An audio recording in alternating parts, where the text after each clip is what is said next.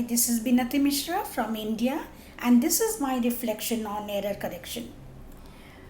I normally correct in various ways during the lesson, mostly using recast, clarification, or elicitation strategies.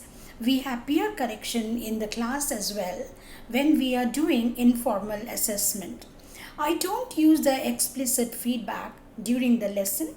However, when we have to discuss answers of subjective tests, I do it one on one and justify about the error and the loss of marks. Yes, recast is a very common way of error correction for me. I neither correct too much or too little, so as it will not help. The error correction is a recurring activity. It is part of the learning process, hence, it is a dire need. I do not like to mark the notebooks of the students in red ink pen because I feel it is going to bleed their hearts. It's going to hurt their sentiments, and therefore I sometimes use short forms like GR for grammar or SP for spelling so they get the message and they correct it themselves. Correcting more or less is also very relative. It depends on the varieties of errors committed by the students. I pick the common errors committed by most of the students in the class, and then if it is a language error, I discuss in the class giving more examples so that the message is passed on to all of them. Sometimes a drill practice also helps in getting through the correction.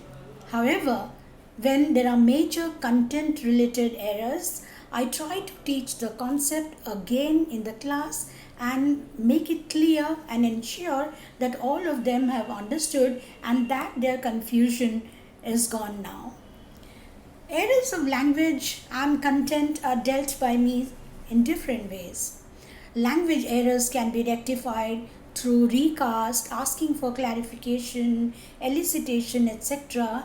But content errors, I believe, need some explicit correction at times and a clear feedback also.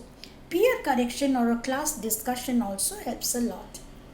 Yes, I would like to change my way of correcting errors and make it more organized.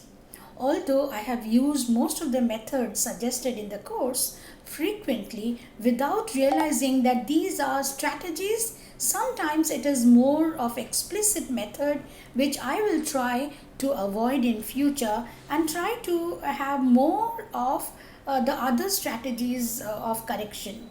Thank you.